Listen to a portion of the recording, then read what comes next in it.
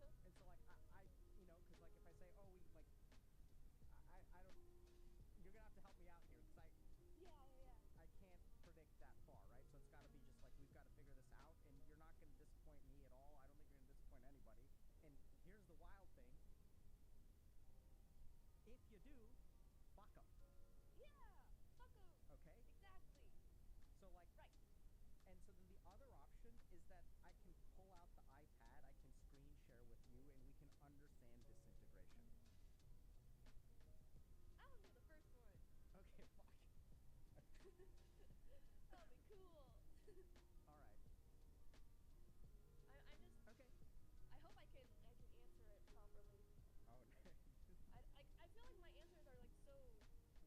I hope I can answer it properly. Oh, I feel like my answers are like so. I realized one thing about me is that I just feel like I'm not that self aware as I should not should be, but like I'm just not very self aware. yeah. I'm just I kind mean, of like going through life, la la la, just doing what I can, like doing streams, talking about stream, and then that's it. yeah, yeah. So okay, so when you say you've gotten used to it, Yeah.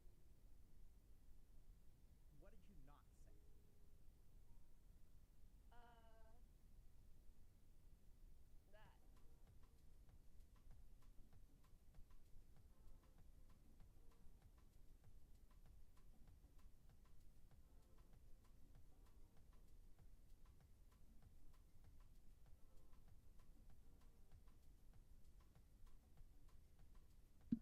Hey everyone, how's everyone doing?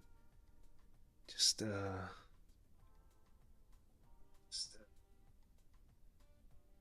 sorry I had my second monitor went off a bit. Just doing a short like live tonight. Kids asleep. It's the weekend so she stayed up a lot later than expected. Can't believe it's one. She probably went on someone sleep around like 11ish. She did sleep in really late for her nap. So yeah, just a late evening for all of us. She had like her two teacher sessions today, so that kind of like beat us up. We were here since like early in the morning, you know, non-stop, just cleaning the weekend, getting stuff done. Still one more day of like doing errands and um, just getting everything we need done. So yeah, it's the weekends are just for catching up for the most part.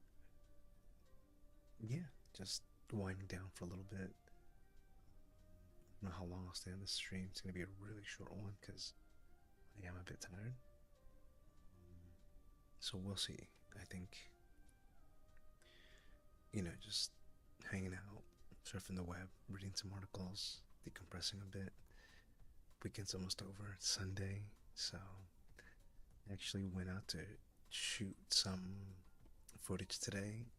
I don't know if you were listening yesterday, but I did mention that I want to kind of retell a little bit of my of getting some snapshots and screens of places that I've been to. Yeah, I think I froze. My phone's like overheating. But yeah, just of places that I've been to and kind of maybe tell a little bit about it. I don't know how strong the visuals are. Again, like it kind of went real quick, had like 45 minutes to scout like two, three sites and then, shoot and then, come up with the content. I actually have it in my editor right now. I'm a little bit tired, and so I might not. I don't think I have the juice to edit it tonight, but definitely thinking of probably doing it tomorrow morning or tomorrow afternoon and getting it out. Yeah, so it was cool. Like I'll give you a little context. I, I recorded, captured some B-roll, shot some scenes at West Hudson Park, where I grew up spending all my days as a kid, playing their soccer in the dirt fields before they put like the nice turf. Um, I also highlighted the old theater, Lincoln Theater, that was in my town, where I had one of my earliest memories, of going on a date, seeing a movie. Kind of my love for films like just expanded even more so. Um, by going to these accessible theaters that was just a couple dollars. I just remember just having like singles in my hand in a fist and going to these affordable theaters. I think it was like 550, maybe not even. I think seven at max. Used to have like the $5 matinees. So I just remember going and just loving it, the experience. Really small town theater back then. Yeah, I think there was like eight theaters max. Actually, in like eight screens. I think can't remember to be honest. Probably less than that. Yeah, probably less than that. But I recall vividly like going there to see movies, and it, and now that they're actually gonna take that place down, they're gonna tear it down for something else because it's been decrepit and unattended for all these years. So it's interesting what'll be in that place, and kind of just thinking how the town's changed in the last 30 plus years. Yeah, that I've been here about, and you know where's it heading and what's it looking like, and what this town will look like if we're still here living in this area. For my daughter who's gonna grow up, who's growing up and is a toddler now, and yeah, it's just I wanted to capture that because I know for sure that theater's not gonna be around. They're gonna demo it, and I think it's just nice to capture a little bit of that vulnerability in that structure. They actually ended up putting like uh, like one of those like citations that goes on the like a red citation that goes on the window or the facade of the building, and it says unstable, dangerous, whatever. And it had that, and it was like a bright red orange color, and for me like it stuck out.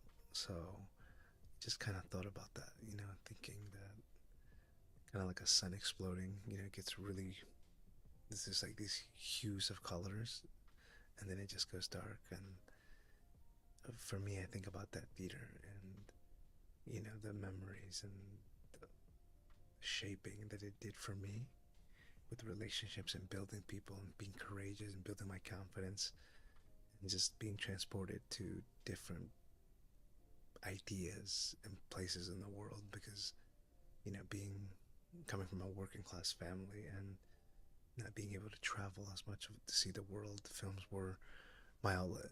And so really really enjoyed just watching movies, and that was kind of my interest grew more so. I think it must have been like in sixth, seventh, eighth grade, going to these theaters to see it. Kind of sad though. I think, to be honest, like I've been so busy in the last couple years with life and kids. I actually haven't gotten a chance to really like see a movie. Like I watch it at home, I'll stream something, but I haven't gotten a chance to just sit and like have popcorn and watch a movie. I miss that. I think it's a little bit of like me that I kind of let go a little bit, as you do sometimes to sacrifice things for your family. And not that I'm complaining about it, because it's fine. Yeah, I still can watch a movie at home, wait for it to hit the distribution. But it's just interesting that I think that I kind of got transported back into that time, and why I initially wanted kind of just capture elements of where I grew up in this town and what they meant to me, if not just for me. I think just to kind of rehash it a bit and capture it, and one just to like archive it almost, right? Because that theater's not going to be there anymore. The big marquee yellow banner with the letters of the movie, of this last movie that it showed. Um, I don't know, something romantic and sad about that. A little bit of macabre, right? Because it's like a dying, decrepit building. Um, yeah, I kind of want to tell something. I don't know. Again, like I come from the world of writing. That was my focus, my passion, reading and writing as a kid. If you don't know much about me, I I grew up from a working class family, immigrants, and so when my mom couldn't afford like day camp or after school pro camps or whatever, right? Like where kids can go and hang out and pay for the most part. Like, even though my parents worked very hard and they were right down the middle class, I my parents would drop me off at the library. I requested it, I think it was free, and it was like their moment to provide me a safe space in the best way they could, um, in a rich environment. And yeah, I just remember being a kid and going to the library and loving it. Like I remember I would just tell myself I'm gonna try to read everything in this section or on this shelf. Starting with the little kids books when I was a child. I think I was like in second or third, fourth grade maybe, and I'm already grabbing the books. I think even as young as first grade, I remember just getting the books with tapes in their little Ziploc bags when they used to give them out. Um, yeah, I remember that, and that kind of opened my curiosity into reading and to learning more and wanting just to be a curious student in life. So I'm grateful for that. I'm grateful that my mom was able to, and she didn't have a car. I recall us walking like from the beginning of town all the way to the other end of town. It was like a 30, 40-minute walk. She's worked all day. I was in school. And we would walk down and we'd spend there like 2, 3 hours as I just would read and pour through the books or just be curious, pick one up and put one down. And I remember even just like reading the encyclopedia. I literally read through a Britannica encyclopedia when I was 10, 11, 12. I don't know. Don't ask me any of the facts now. I've forgotten them. But, yeah, I just remember just being a kid about knowledge and wanting to learn as much. And if it wasn't really like external, it was purely an internal desire to just learn. I was a sponge. And I was an okay student, to be honest. Like, I wasn't that interested in academics, but I was more interested in the real learning. And it's why, like, I thrived so much at the library. Like, whatever I was interested, I love books about the world and flags and countries. I think it's the Smithsonian that does these books with the great illustrations of like dinosaurs, of engineering feats, of the pyramids, you name it. Like I just loved looking and reading at those things, and I just thought it was like so cool. Um, and so that I think that definitely like played a big role in helping me shape, you know, how I approach and see the world a little bit. Kind of, it helped me shape my framework, I think, and obviously life and everything else post that played a bigger role. But I think I'm grateful for always having the ability to ask a question. Even if I might come off foolish, I don't even think about that at all. To be honest, I just ask, and I think curiosity and books and the librarians and the good teachers. Even my school elementary teacher, Miss Ringle, this blonde-haired lady, short hair, like bob-like style, always dressed up well. Yeah, I would go to our elementary library. It's just a little room in the basement with a little MacBook in the back, a Mac, or a Mac. I don't. It's not even a MacBook. It's actual like the iMacs or whatever they're called, the Apple computers, the first like generations. Anyway, I remember just going after school and like just picking a couple books, and she's like, "Sure, go ahead, just sign your name." And 2, 3 months would pass, and she wouldn't even ask for it back. She'd just be like, "Come back, come get another book." So it was just interesting. Like again, and I mentioned my elementary school again because that's one of the spots, and I kind of did a little thing on my YouTube about the reunion. So if you want to see that, it's still up. Visit my YouTube. Um, it's on my TikTok too as well, I think. But I definitely want to say that, like, yeah, I'll probably do another dive.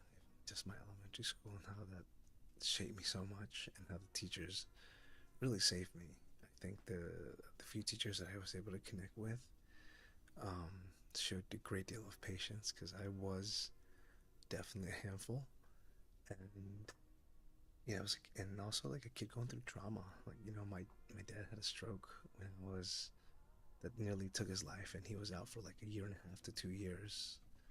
I think he was in the hospital for like 7 months almost. My mom would work, I'd leave work at 4 a.m. I'd get to work, start her shift like at 4:35, and then rush home at 2 o'clock. I'd pick up my sisters. I was around maybe 11 or 12, and maybe younger. And my sister's still kind of innocent, still navigating their way in the world, trying to make sense of it. And having like intramurals, having Miss Ringle, the librarian, they provided me a space, respite from from the chaos of life and the realities of things that are happening, the cruelties that I think we kind of grow to accept and to navigate. And as a kid, I didn't have the tools to navigate that. What kid does, when you're pushed to trauma and to the point where you don't know how to, whether your dad might die or not, right? And you see your mom just wearing thin day by day, working, cooking us food, you know, not seeing her for a couple hours as she was visiting his bedside, you know, and yeah, it's bless my mom, she's still around, she's a tough lady, working still. But I think about these memories when we look back, and I do that stroll down memory lane about the teachers in the school and the people, even my karate teacher. My mom put me in karate, which she could barely afford. It was like 55 bucks a week for twice for 2 days. In retrospect, it's not a lot, but like for my family, it was. You know, um, but they put me in there, and probably I want to say like saved my life really and get me out of trouble, helped me stay a little bit more focused. It gave me brotherhood for the first time, and I got that sense of having role models, what to aspire. What was it like to be a leader? What was it to be fearless? What was it like to not give up? What was it like to be a fighter? You get knocked down, you get up again. Also, what it's like to get your ass kicked by fighting older men, even though I was like 11 or 12, and I was a stocky kid growing up. I wasn't like fat or anything because I always played sports, but I was a pretty stocky kid for my age. At 11, I was like at 130 already. Uh, and I was stocky. I had like a wide back, shoulders. Um, and so, and I had weight, a little bit of weight behind me. So, they put me into and I was doing karate for years. Was on the verge of receiving a black belt, and you know, they put me in the adult class. And once I was in the adult class, which was like a terrifying thing to be like 11 or 12, to be put in with adults, um, I learned so much, from being at the top, with your peers, to then being reset to like the real world where you're with adults. Um, it was really cool just to learn how to get their respect, to learn how to keep it, and to learn how to lead. I think I learned that a lot. I learned how to be gritty, how to be humble. Really great role models. In a time when my dad was sick and I didn't have that. In a time where I couldn't escape the chaos that I was in, I was fortunate to have those spaces afforded to me by my family, by my friends, by networks, by teachers. Um, and I think about that, and did I come out unscathed? No, I'm sure I have still a lot of things and people that I've probably, might have fallen out with. They could probably attest to like my things I still probably need to work on, but I'm grateful for having made it this far with the sense of support from my family, their kindness, their love. And we're far from perfect, for sure. But just the kindness of strangers. And I think I said this once years ago when I was speaking up in a room about public speaking and like what was these pivotal moments in your life. And for me, it was the kindness of strangers or the kindness of somebody else to take a moment, to take me under their wing, to nurture me, to nurse me, and to help me. Because they didn't have to. People don't have to do that. That's time and energy. With expecting anything to nothing back.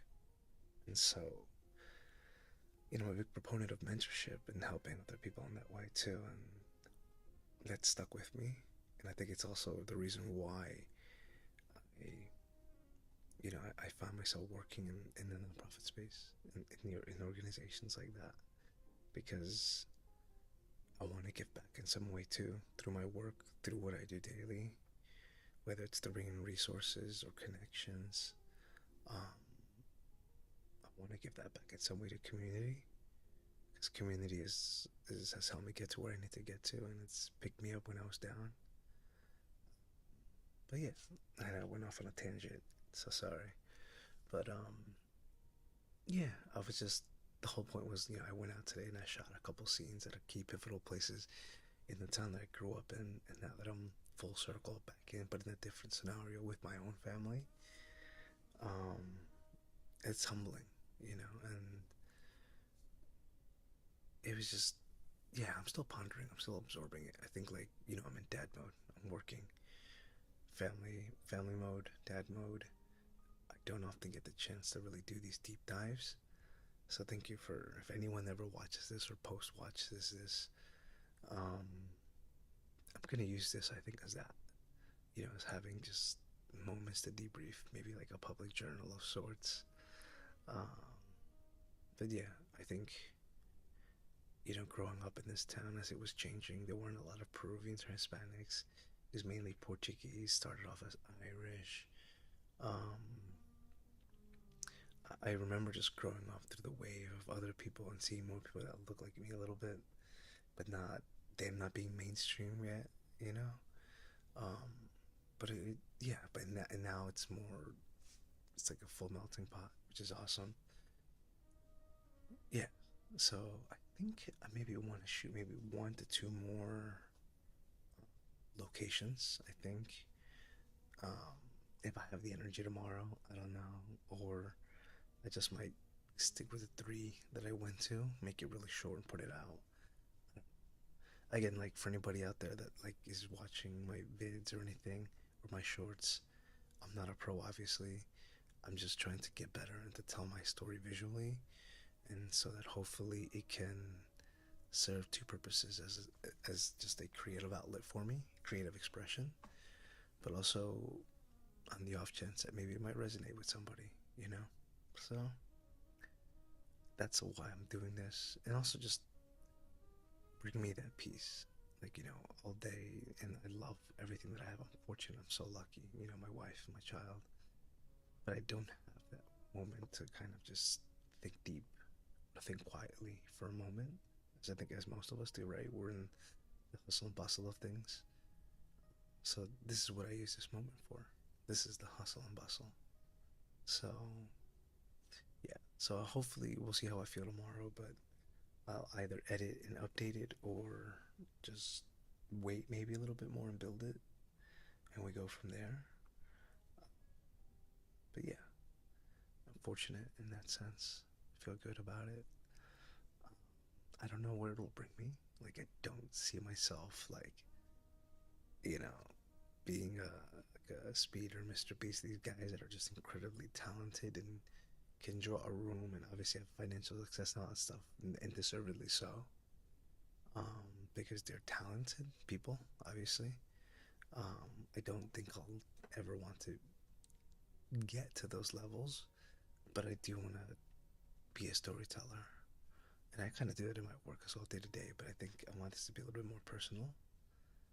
And yeah, and if not, maybe it serves as something that my daughter one day can look back, or people can look back and can get a little bit of glimpse of me, because I know that, once you're out of this world, it, you're forgotten pretty quickly. You know, I think about my father often, probably not as much as I should, but he passed away during COVID, and you know, people forget.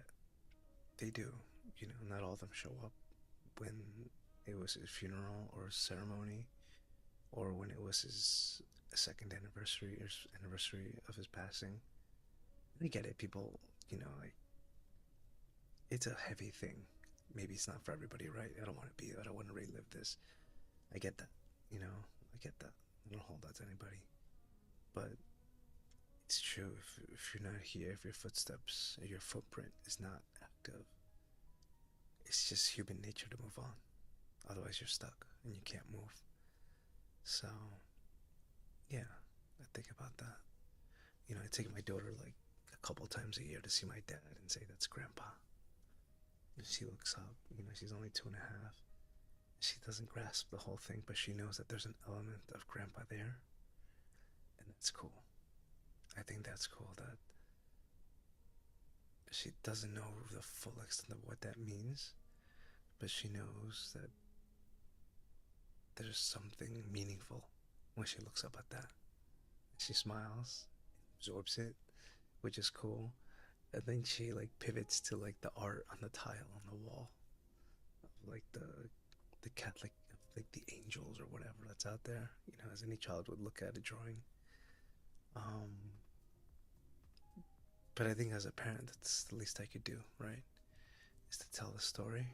So at least it's passed down from family to family. But yeah, I think about that often, you know. And I'm even guilty. Like I should be every other weekend there, you know, and I'm not. You know, it's a process. I think when we grieve, it's not just one and done, and we all do it differently. So, especially when it was during COVID, those times are crazy, right? Like the world was just on fire. So I think about that often. But I will say, like through the darkness of COVID, you know, I met my wife, my partner. We have a family, and I have a wonderful child. She's so cute. She's adorable. She's smart. She's brilliant. She's officially convinced me that women are the smarter of us. You know, the better half for sure. Um, yeah. So I know I lost one, but I gained two in the last few years, and I'm lucky to be around and to feel that and to be there and to help shape that. So yeah, I think if you're seeing there's like a thread that's weaving through all my narratives and conversations, it's that I want to be reflective. I want to look back and learn something every time I do. Because if I don't do that, then I'm in a rut. I'm stuck in just work and just you know getting a check, surviving, and I don't want to be stuck in that rut of just surviving. You know, just making it through. Thinking about what's a retirement. I don't even know. I haven't even thought about it that far, which is not good. But I just do my best to be present, be a good dad, partner, and friend, hopefully. But yeah, I think I'm gonna keep this a little short today because it's almost like 1:30 a.m. Let's be real. I'm not trending. No one cares about what I gotta say. But I appreciate anyone that tunes in afterwards and listens. Um, this is also therapeutic for me. I think, being able to tell your story is important. And thank you for being patient, for helping me navigate this whole space of streaming and I get it, it's probably not everyone's cup of tea, what I'm talking about, what I'm doing, but I'm using the platform, trying to be better myself in it and learn. But yeah, I think that's all I really gotta say. And I'm still on the mend, still recovering. Health update. I'm recovering with my torn ACL, damaged LCL, damaged meniscus. Doctor says I've been making some good progress, been getting stronger, rebuilding that muscle after I lost almost all of it. Um, so obviously I'll probably never play soccer again. I've come to terms with that because I'd rather just keep up with my daughter, go for a run, bike. That's okay. I don't need any more to score goals or, dribble through 2, 3 people. Yeah, or hit a top corner, bin goal. I know my time is catching up, and so I can reconcile those things because I know that if I can be healthy and fine and keep up with my daughter, we can work out, go to the gym one day. I look forward to that. So I'm okay. Okay, I thought I wouldn't be, but fine with it. So yeah, I'm thinking of with the family traveling soon as well. I know fall and winter's incredibly busy for me work-wise, so I won't have much time. But you have to renew my passport; it expires next month. So as long as I get the paperwork in, I gotta get that going. I definitely want to travel with my family because I think that is what living is for us now. I think we just came back from like upstate New York. If you all see my little short that I put up on, going to Cairo, New York, and Kingston, it was awesome. It was tiring, but it was nice to spend time with family, to get away, and just to my daughter loved it. Just to take her out, the little animal farms and the zoos, uh, down Kingston. She loved every moment of it, and seeing her be so happy and grasp the concept of like vacation and what it means, it's motivated me to actually go out more and do that with her and our family. So we would say like, "Hey, do you like the vacation?" She's like, "I like vacation." That's how she would respond. And then when we told her the next day we gotta go home, she's like, "No vacation?" She looked at me puzzled. I was like, "No, we gotta go home. We have school the next day and I have work." Um, so I see her little brain developing. I see that hamster wheel going and spinning. She's like, "Wait, vacation is something different. It's an escape. It's a respite." So it's cool to see that. But yeah. Hey everybody, again, just thank you so much. Whoever tunes in, um, listens a bit. This is kind of like my late night decompression on the weekend. I have a big week, couple weeks coming up work wise, and the pressure of like meeting my target as well. Um, but yeah, and recovering. Hopefully, I can recover like I'm supposed to be, not have any setbacks. But let me just type a message.